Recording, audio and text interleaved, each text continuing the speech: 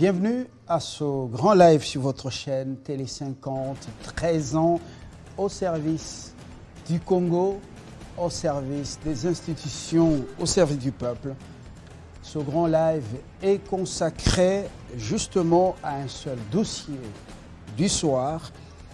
Nous allons dans le secteur de la justice. On dit qu'elle élève une nation, cette justice, mais elle semble avoir des soucis parce que les politiques par moments interfèrent et puis les dégâts, les conséquences, la société par moments s'enlise.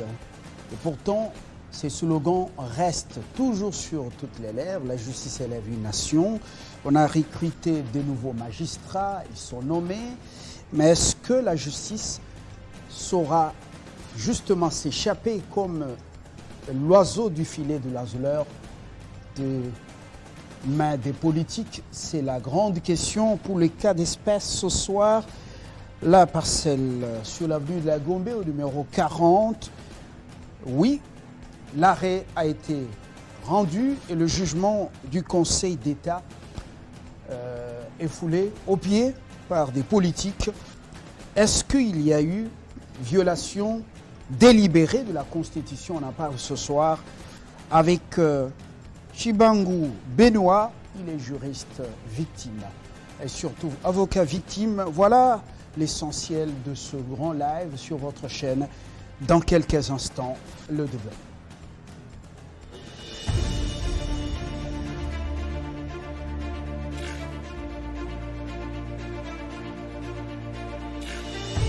Sans vos risques d'aggraver les conflits.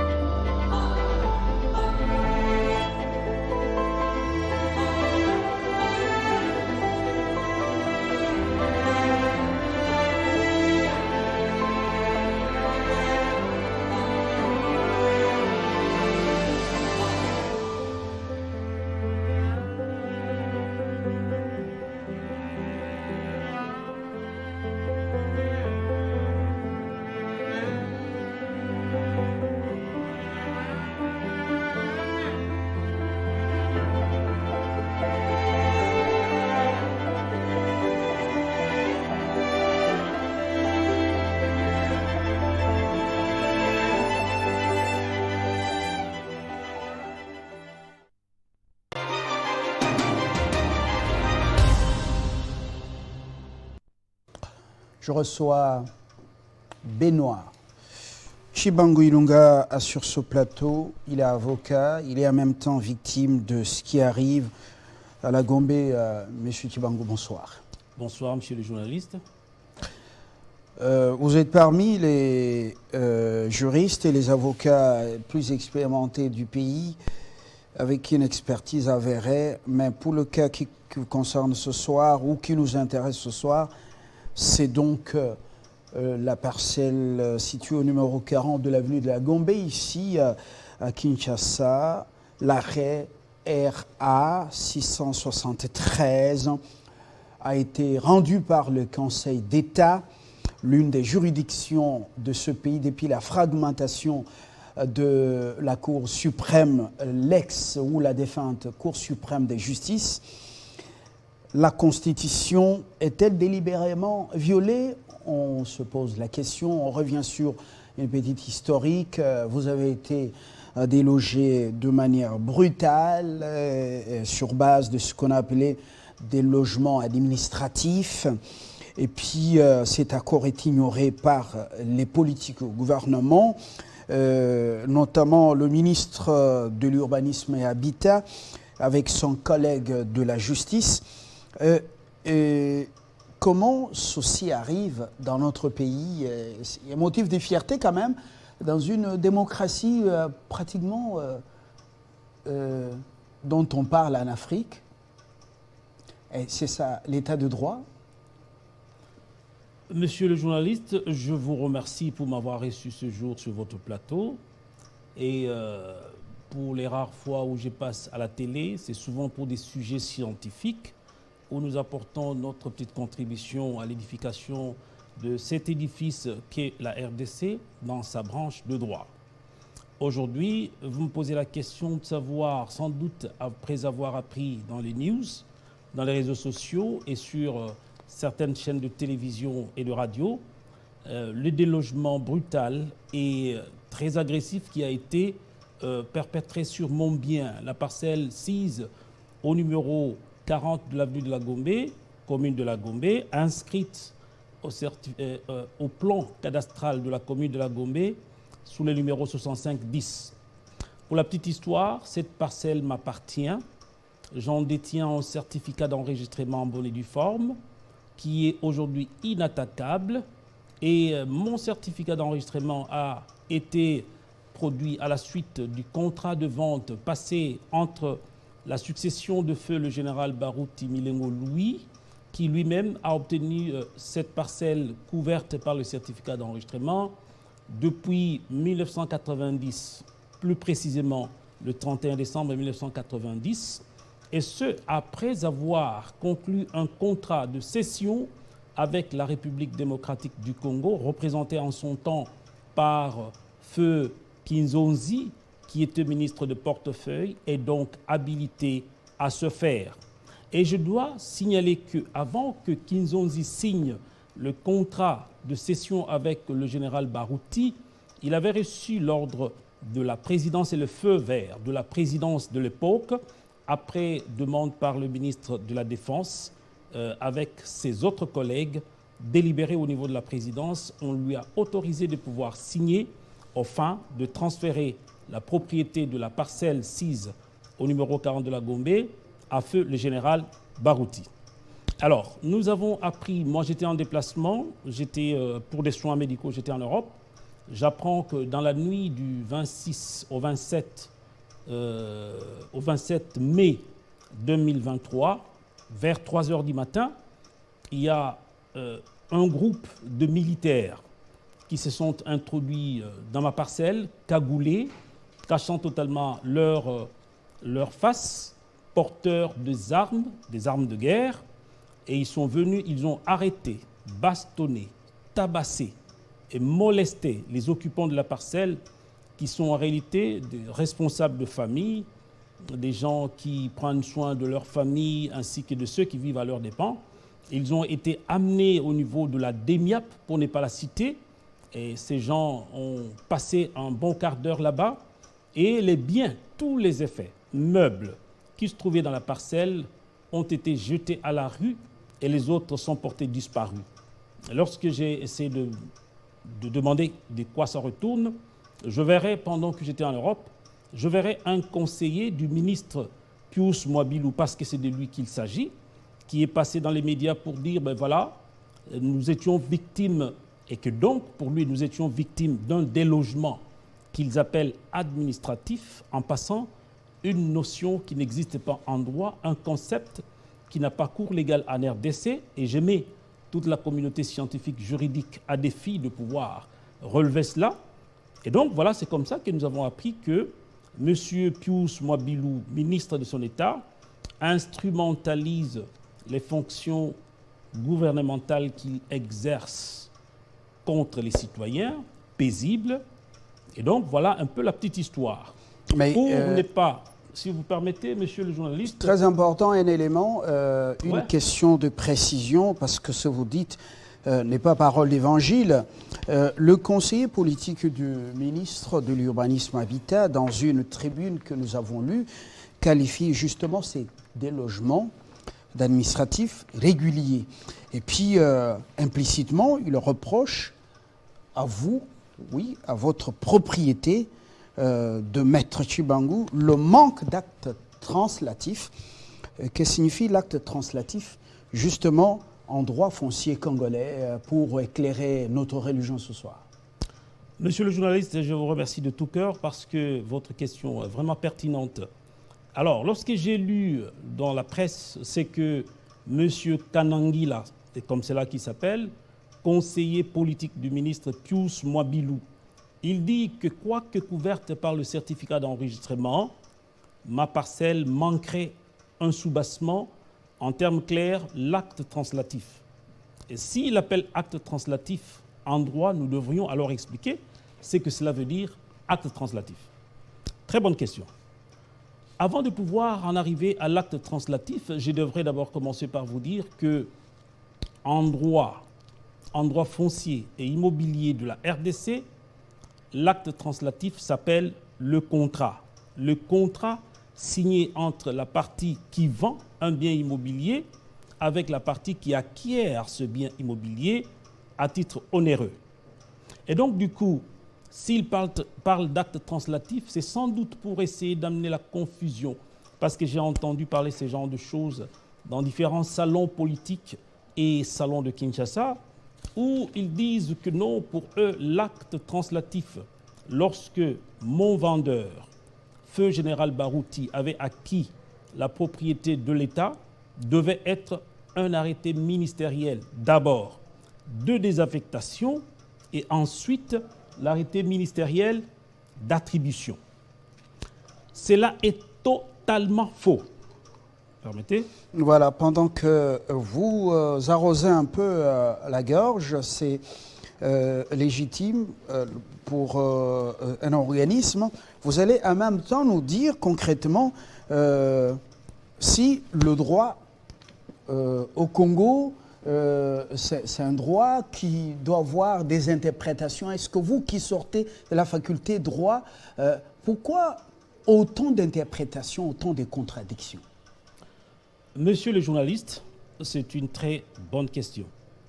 Je vais vous dire une chose et une vérité qui est universellement connue dans la communauté des juristes, c'est que la loi qui est claire et limpide ne s'interprète pas, elle s'applique. Et donc, si aujourd'hui, les gens essayent de surfer sur la vague d'une certaine confusion entre des notions à dessein et délibérément pour nuire aux droits des paisibles citoyens, je dis ici que c'est une fausse interprétation. Pour preuve, je vais vous dire que par rapport à la première question que vous avez posée... L'acte, plutôt, on a parlé du document translatif. Absolument. Oui. Avant de pouvoir parler de la nature de ce qu'on appelle institution, institution dans le sens que les concepts de droit, lorsqu'on va très loin avec les études de droit, ça s'appelle institution. Alors, l'institution acte translatif doit être visée sur son hiatus entre le droit public et le droit privé. Alors, pour ce faire, j'aimerais d'abord souligner à l'attention du public, parce que nous avons entendu beaucoup de fois des gens qui viennent, peut-être pour s'amuser avec les gens, pour s'amuser avec le droit, raconter que, en matière des biens relevant du domaine immobilier privé de l'État, pour acquérir ce bien, il faudrait, disent-ils, absolument obtenir d'abord l'arrêté de désaffectation. Je m'inscris en faux et ce n'est pas moi qui le dis, c'est la loi. Je m'en vais vous lire parce que les biens dans leur régime répondent à deux régimes séparés. Et ces régimes sont, d'une part, les biens du domaine immobilier public de l'État, qui sont régis par le droit public, et de l'autre côté, les biens du domaine immobilier privé de l'État, qui sont, eux, régis par le Code foncier. C'est la loi numéro 73-021 du 20 juillet 1973. L'article 10 de cette loi dit ceci. Et d'abord, le chapitre, si on peut tirer, je vais vous faire voir, le chapitre qui est là, il est intitulé comme ceci, chapitre 2, de la division des biens dans leur rapport avec ceux qui les possèdent. Article 10. Les biens de l'État qui sont affectés à un usage ou un service public sont hors commerce tant qu'ils ne sont pas régulièrement désaffectés. Monsieur le journaliste, vous aurez remarqué que la condition de désaffectation est inhérente aux biens du domaine public de l'État, c'est-à-dire les biens qui sont affectés à un service public ou à un usage public. Si, pour les apprentis sorciers qui veulent confondre ces notions, s'ils ne comprennent pas très bien ce qu'on appelle un bien du domaine public, il faut leur dire, par exemple, le Parlement de la RDC, le Palais du Peuple, c'est un bien affecté à un service public. Il ne peut pas être cédé, il n'est ni cessible ni susceptible de location tant qu'il n'est pas régulièrement désaffecté. Le stade Camagnola, qui est au niveau où vous le savez, est dans un usage public en ce que personne ne peut se l'approprier. Et c'est uniquement à ce genre de bien qu'il y a la condition de désaffectation. Mais quel est le distinguo que vous faites entre justement les domaines immobiliers publics de l'État et le domaine immobilier privé? Merci beaucoup. De l'État. Je m'en vais continuer avec la petite Parce démonstration. qu'au Congo, et les l'analyse. sols et les sous-sols appartiennent à l'État. Très bien. Selon la loi Bakajika, elle a été revue. Bon, c'est une autre manche de problème. On continue pour ne pas perdre le fil d'idée. Eh bon, donc je disais que c'était l'article 10 qui définissait les biens du domaine public de l'État, du domaine immobilier public de l'État. Mais il n'y a pas que l'article 10. Il y a aussi dans le même ordre d'idée l'article 210 du même code qui dit ceci. Le domaine immobilier public de l'État est constitué de tous les immeubles qui sont affectés à un usage ou à un service public.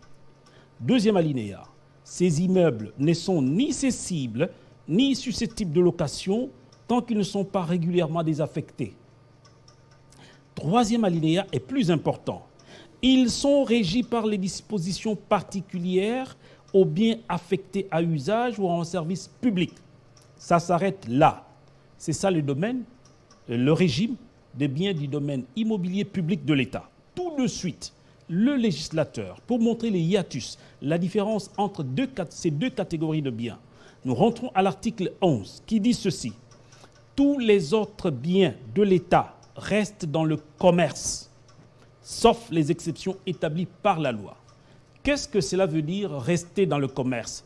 C'est-à-dire que ces biens peuvent être cédés, mis en location, sans besoin d'être désaffectés. Et d'ailleurs, du reste, lorsqu'on parle de désaffectation, c'est un concept totalement simple. Même à l'école primaire, on peut comprendre que désaffectation engage au préalable l'affectation.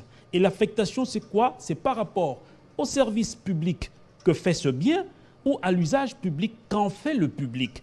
Or, les biens qui sont dans le commerce sont appropriés par les privés et ils ne peuvent pas faire l'objet d'un usage public ou d'un service public. Monsieur le journaliste, c'est totalement simple. Imaginez-vous, vous êtes chez vous dans votre parcelle, vous l'appelez votre parcelle. Les articles 51 et au-delà du Code foncier disent que le bien, le sol et le sous-sol congolais appartiennent à l'État. Et donc, en tant que citoyen, nous n'avons que le droit de concession. C'est-à-dire on vous concède le droit. En réalité, c'est la propriété. Et imaginez-vous, vous êtes chez vous, vous voyez un voisin qui s'amène, il dit c'est un bien de l'État parce que le sol et le sous-sol appartiennent à l'État. Il vient, il rentre tout de suite dans votre douche, il commence à se doucher, ou bien il rentre dans votre salon, il installe sa nourriture, il mange. Mais ce n'est pas possible. Et donc, pour revenir à la question, je m'en vais directement à l'article 11 texte qu'il a dit. Il a dit ceci, tous les autres biens de l'État restent dans le commerce, sauf les exceptions établies par la loi.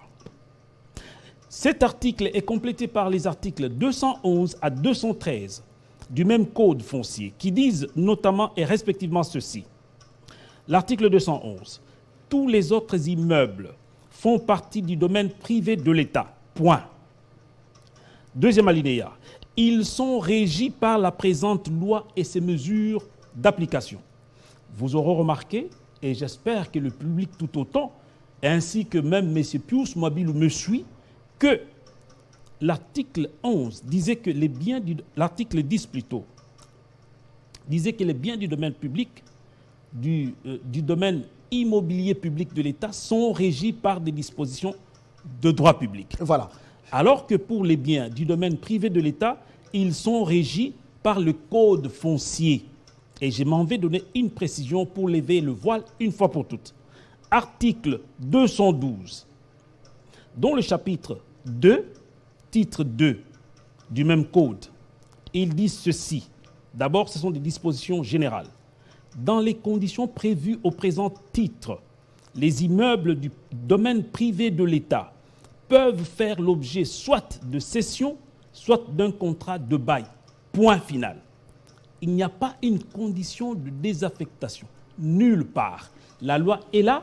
Si on peut zoomer pour voir ce que cela veut dire, je me suis fait le devoir d'amener la loi pour que personne ne puisse plus jamais tromper personne. Monsieur Et l'article Tchiban. 213, Oui. avec votre permission, monsieur le journaliste, c'est très important. Des cessions consenties par l'État. Section 2, dans le même chapitre, au même titre. Section 2, des cessions consenties par l'État. La cession est l'acte par lequel l'État transfère son droit de propriété sur les immeubles visés à l'article 211 ci-dessus à un tiers, quel qu'il soit. Cession du verbe céder. Ça vient du verbe céder, Très bien. c'est-à-dire aliéner. Alors, à la lumière de ce distinguo entre les biens du domaine immobilier public de l'État et ceux du domaine immobilier privé de l'État, eh bien, s'il pouvait revenir à notre préoccupation, parce que c'était ça, le centre de l'intervention de la tribune du conseiller politique du ministre de l'Urbanisme et Habitat, eh ben, quel est alors là l'acte dit translatif d'un bien du domaine immobilier privé de l'État, le bien que vous manquerez, vous, propriétaire, ou que manquerait votre propriété de Gombe numéro 40. Bon, voilà. Les questions préalables que vous avez posées nous ont amené à circonscrire le domaine public de l'État avec son régime particulier, ainsi que le domaine privé de l'État avec son régime tout aussi particulier. Nous avons noté, avec la bénédiction du législateur congolais, que les biens du domaine public sont sujets à désaffectation avant leur cession ou leur location, alors que les biens du domaine immobilier public et privé plutôt de l'État ne sont sujets à aucune désaffectation. Et alors, quel est l'élément qui peut permettre l'aliénation de ce genre de biens? Mais, monsieur le journaliste, c'est tout simple, c'est le contrat. C'est le contrat signé entre le propriétaire du bien avec celui qui acquiert le bien.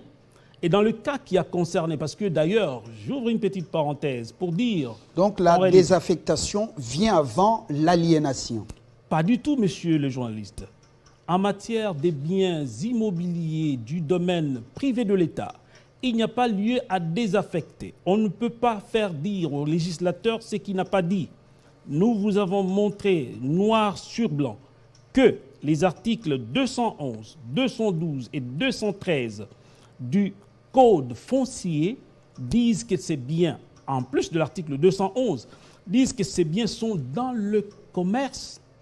Pour tout juriste, quand on dit le bien est dans le commerce, ça veut dire que ce bien est susceptible d'aliénation sans besoin d'une autre condition que celle de payer le prix, si c'est un contrat à titre onéreux, à celui qui vous le transfère ou qui vous cède, ou s'il vous le fait à titre gratuit, il n'y a pas besoin de désaffectation. Si tel est le cas. D'ailleurs, pour terminer, monsieur le journaliste, sur ce point-là, les biens du domaine immobilier privé de l'État qui sont gérés à ce jour par le ministère de l'Urbanisme et Habitat n'ont jamais fait l'objet de désaffectation avant leur cession ou leur location.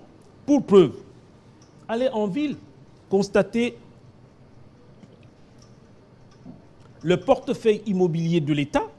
Il y a des appartements, il y a des immeubles, il y a des maisons, des villas basses, demandez à ceux-là qui louent ces biens. Parce que la loi a dit ici, et si je dois préciser, je vais en cette soirée parler uniquement dans la loi. La loi dit ceci, article 10, les biens de l'État qui sont affectés à un usage ou à un service public sont hors commerce, tant qu'ils ne sont pas régulièrement désaffectés, point. L'article 11... Ça, c'est le code foncier de la République, donc de la RDC. De la RDC. Alors que pour les biens du domaine, l'article 11 poursuit disant « Tous les autres biens de l'État restent dans le commerce, sauf les exceptions établies par la loi. » Être dans le commerce veut dire ils sont libres, totalement libres, c'est-à-dire le détenteur de ce genre de biens, propriétaire comme vous voulez, universellement connu comme ça, mais selon la perspective du droit congolais, concessionnaire, qui peut être concessionnaire perpétuel ou autre, ce bien peut être transmis ou cédé sans besoin de recourir même à l'État. Non. Non. Alors, c'est ainsi que je disais que, monsieur le journaliste, les deux régimes sont totalement différents. Quel est le titre qui transfère un bien du domaine immobilier privé de l'État? C'est le contrat. Il est dit à l'article 213, la cession est l'acte par lequel l'État transfère son droit de propriété sur les immeubles visés à l'article 211 ci-dessus à un tiers quel qu'il soit. Alors, puisque c'est la loi qui le dit, monsieur le journaliste, je vais vous dire et je voudrais souligner à l'intention des téléspectateurs et surtout du peuple congolais et surtout du peuple de Kinshasa. Je voudrais souligner que lorsque j'ai lu la sortie médiatique du conseiller politique du ministre Pius Mwabilou qui s'appelle Kanangila, il a avancé que dans les titres parcellaires que je détiens, c'est-à-dire le certificat d'enregistrement, manquerait il y a défaut l'acte translatif. Avec votre permission, messieurs les journalistes, je montre à la face du peuple congolais et du Kinois en particulier l'acte translatif de propriété signé par, d'une part, le ministre en son temps, professeur Kinzonzi, avec le général Barouti. En sus de cela, il y a les sceaux de la République qui est là. En sus de cela, il y a l'acte notarié. L'acte notarié tel que fait par Feu Massambombo, à l'époque notaire de la ville de Kinshasa. Et alors, si le conseiller politique du ministre dit que ce bien manquerait de soubassement, ça veut dire un acte translatif, monsieur le journaliste, pour ne pas anticiper, j'aimerais déjà tout autant montrer à la face du peuple congolais que le mensonge ne peut pas toujours prospérer. D'ailleurs, Abraham Lincoln avait dit beaucoup de choses là-dessus. On peut mentir une fois, on peut mentir quelques fois, mais on ne peut pas mentir le peuple, tout le temps. On ne peut pas. Ceci est le recours que j'avais adressé à monsieur le ministre. Si on peut zoomer, vous verrez bien qu'il y a l'accusé de réception dans ma lettre du 18 août 2021 adressée au ministre Pius Mwabilou. Son bureau a reçu et vous remarquerez que en sus de cette lettre, nous avons mis l'inventaire de pièces qu'on appelle sous d'autres cieux le bordereau de pièces. Et dans le bordereau de pièces, vous trouverez à la première place du bordereau de pièces, la demande de terre telle que signée par feu le général Barouti, la fiche d'identité, la demande de travaux, l'ordre de mission, le procès verbal, l'acte de cession, donc le contrat de concession perpétuelle, ainsi que le contrat de cession authentique, en ferme authentique. Donc, si tel est le cas, quelle serait la vraie motivation qui a conduit à prendre une décision dite, voilà, le déguerpissement, le délogement administratif, une décision qui a totalement fait tabula rasa du jugement du Conseil d'État, M. Chibangu. Monsieur le journaliste, avec votre permission, j'aimerais plutôt qu'on puisse un peu revenir sur le narratif, de manière à fixer les idées. Parce qu'avant que le Conseil d'État ne se soit prononcé par son arrêt RA 673, en date du 23 janvier 2023, j'avais au préalable fait un recours. C'est-à-dire quoi? Lorsque j'ai fait concevoir des plans de construction de l'endroit, alors tout naturellement, nous nous sommes adressés au ministère de l'Urbanisme et Habitat pour l'obtention du permis de bâtir. Et c'est au niveau du secrétariat général que j'apprends du secrétaire général que la parcelle pour laquelle nous avons demandé le permis de bâtir était reprise au rang des parcelles du domaine immobilier privé de l'État par l'arrêté ministériel numéro 003 etc. du ministre Pius Mwabilou. Et cet arrêté avait été publié au journal officiel le 1er juillet 2021. Et donc, comme je disais, je lui adresse le présent recours pour lui dire, Messieurs le ministre, voici, je suis propriétaire de cette parcelle, voici mes titres. D'abord, mon titre, c'est d'abord mon certificat d'enregistrement. Et je dois souligner que ce certificat d'enregistrement provient d'un certificat d'enregistrement qui aujourd'hui totalise 33 ans d'âge. 33 ans d'âge. Au moment où j'ai acquis la parcelle, ce certificat avait 31 ans d'âge. Et donc, je lui écris, en y mettant tous les documents, même celui qui est invoqué indûment, mais je pense bien délibérément, à dessein de nuire par lui-même, monsieur le ministre Pius Mwabilou, parce que j'ai dit lui pourquoi? Parce que monsieur Kanangila, qui s'est présenté comme son conseiller politique, il n'a aucun titre officiel dans l'organigramme du pouvoir en RDC et des institutions.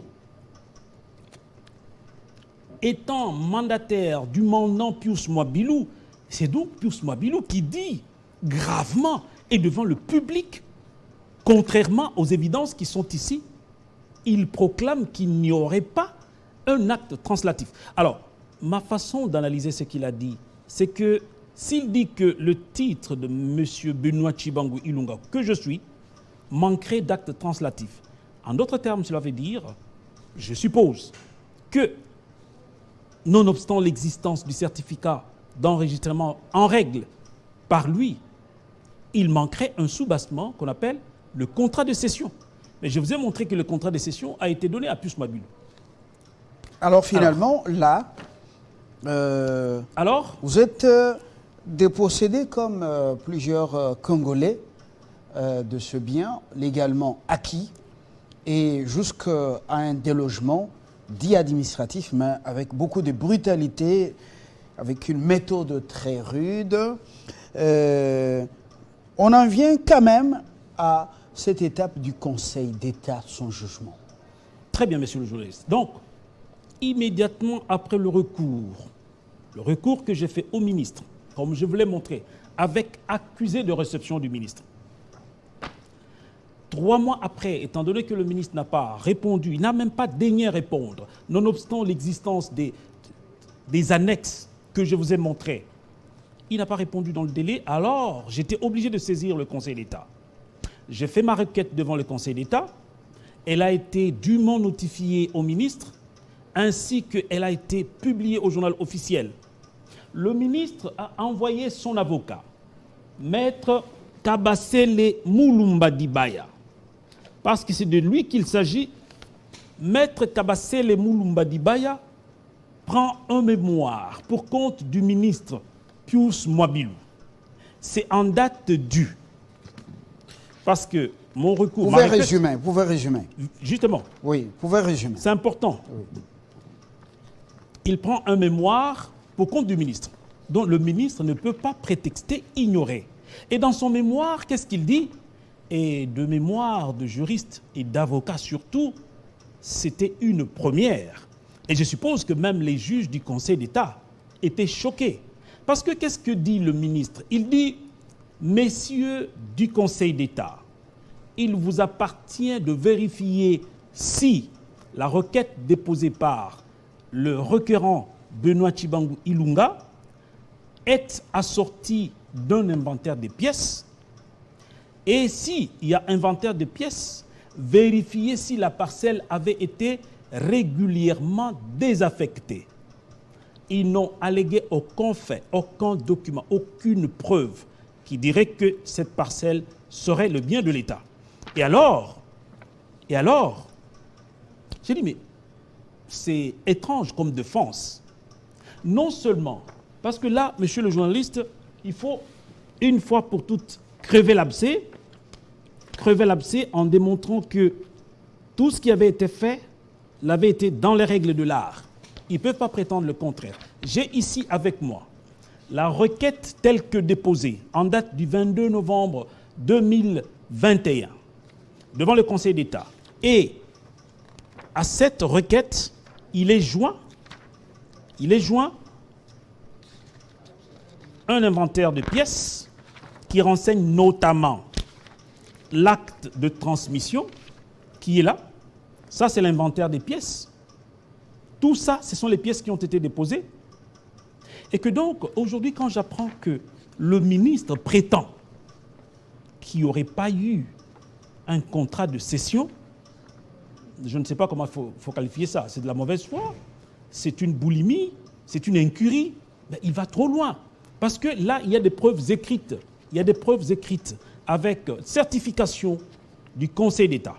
Alors, monsieur le journaliste, qu'est-ce qui est arrivé? Le Conseil d'État, constatant que tous les documents sollicités étaient là, le certificat était là, a tranché par son arrêt RA 673 du 23 janvier 2023.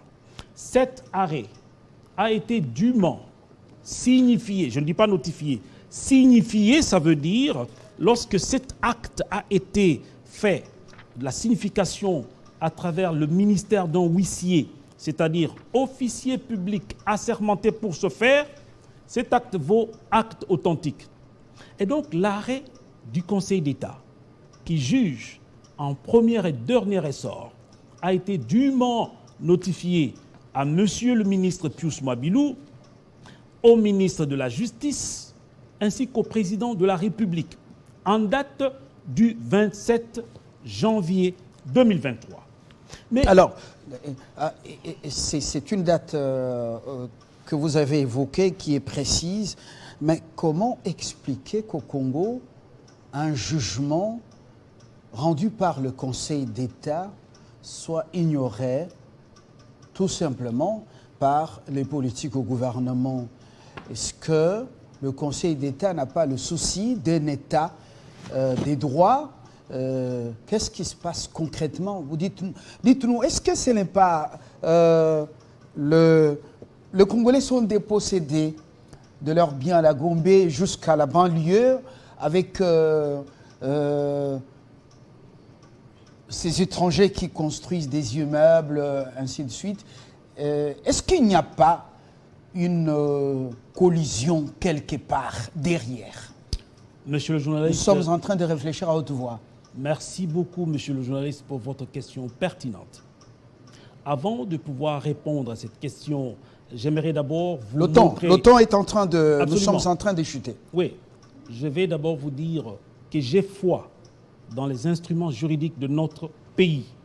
L'article 1er de la Constitution dit ceci.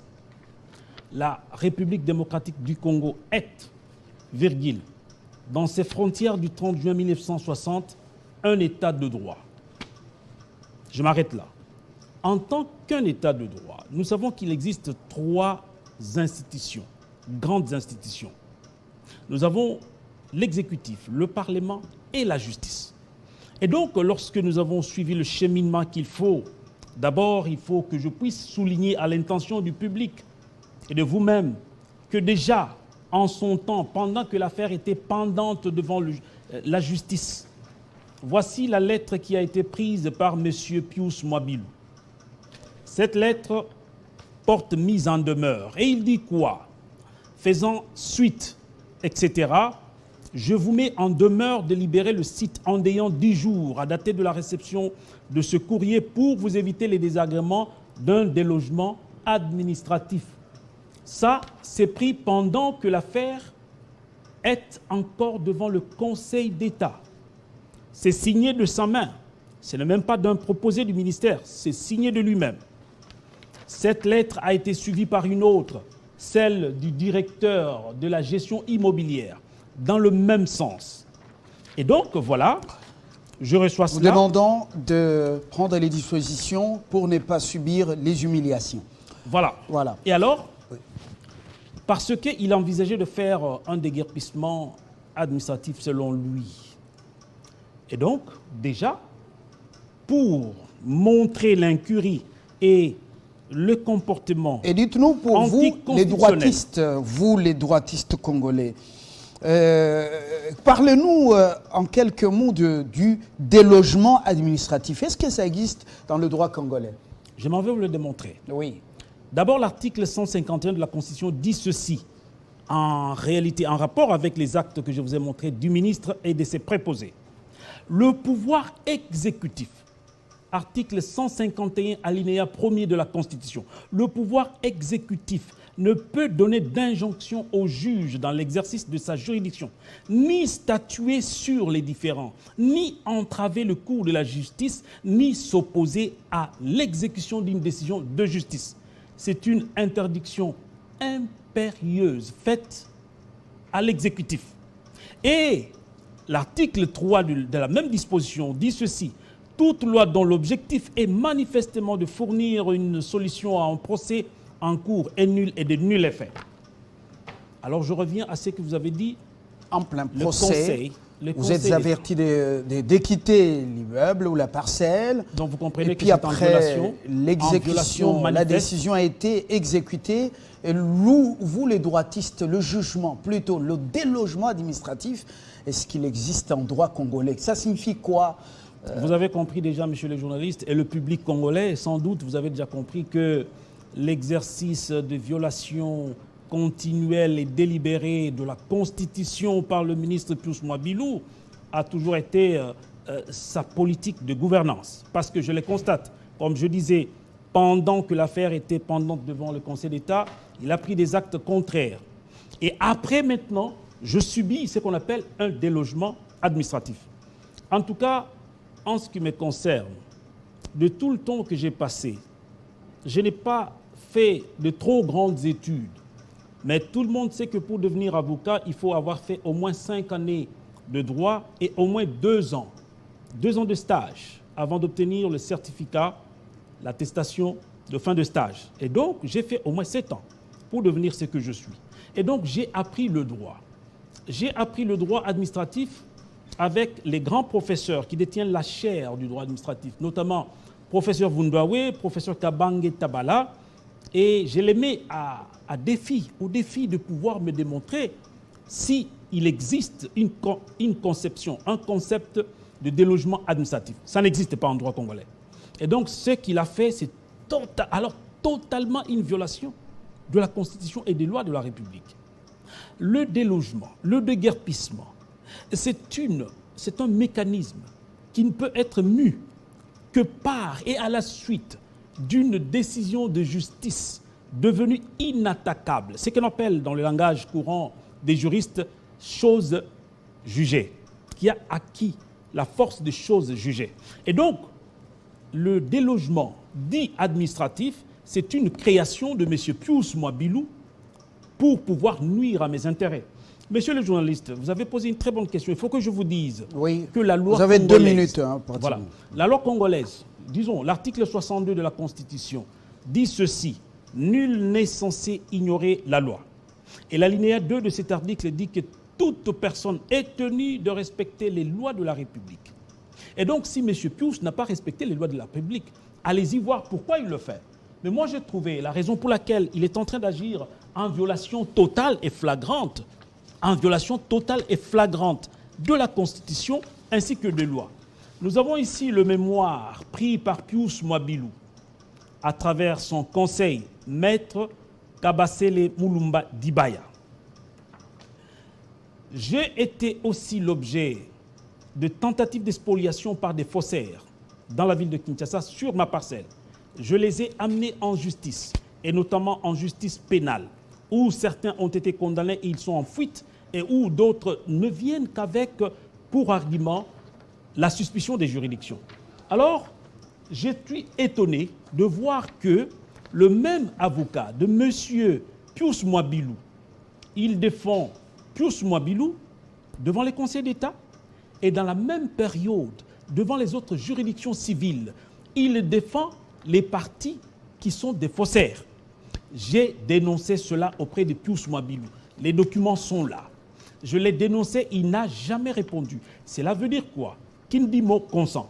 Alors, parce que je me trouve devant ce genre de comportement... Votre conclusion, nous terminons est celle-ci. Dans une minute. Monsieur le journaliste, je m'en vais dire que ma conclusion, c'est que je pense pouvoir amener en justice, attraire en justice les facultés de droit de l'université de Kinshasa ainsi que de l'université protestante au Congo. Parce que c'est là que j'ai appris. Pour quelle raison? C'est là que j'ai appris. Parce qu'ils m'ont donné des diplômes, mais sans me donner le cours le plus important. Parce que, à mon avis, et selon toute évidence, le cours le plus important à l'université, ce serait le cours Pius Mwabilou, le droit Pius Mwabilou. Et la juridiction la plus importante qui siège après que le Conseil d'État ait siégé et arrêté, c'est la juridiction Pius Mwabilou. Et donc, je suis obligé d'aller à la faculté Pius Mwabilou pour apprendre où se trouve la juridiction Pius Mwabilou et surtout apprendre que le droit Pius Mwabilou se trouve au-dessus de la Constitution et de toutes les lois de la République. Et voilà. Vous traduisez les deux facultés ou la faculté droit des deux institutions, des deux alma mater en justice. C'est une figure de style. Ce que vous vous étonnez de ce qui se fait dans la praxis.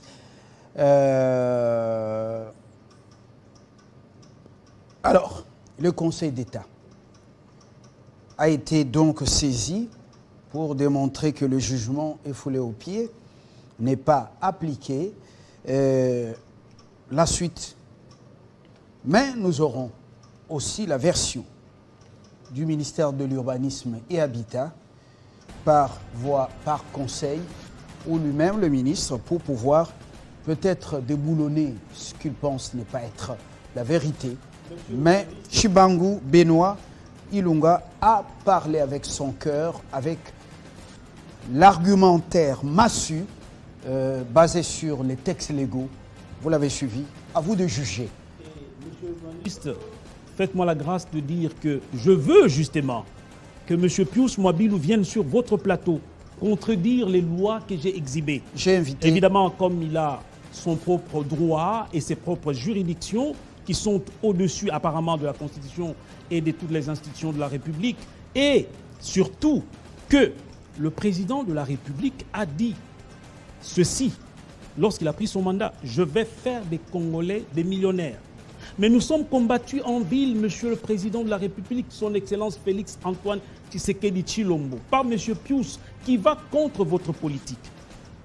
Monsieur le Président, tel que je vous connais, avec la vertu et les vertus de droit apprises auprès du Sphinx de Limité, vous ne saviez pas cette version. J'ai tous les documents et je pense que vous allez sévir. Merci. Merci beaucoup. Ce que vous avez dit, à part les textes légaux évoqués, reste discutable et ce sera fait avec l'autre partie. Je vous remercie. Benoît Chibangu Ilunga, avocat victime dans ce dossier ou dans cette affaire. Bonsoir chez vous. Retrouvez ce magazine à 23h, demi-heure de Kinshasa, le journal sur Télé 50 cette soirée. Nous vous souhaitons très bonnes conditions d'écoute et surtout, n'oubliez pas nos 13 ans. Nous attendons de vous des gestes de cœur, des compliments et surtout des reconnaissances. Nous avons 3 ans depuis que nous émettons, depuis Kinshasa, la capitale congolaise, au service du pays avec passion. Au revoir.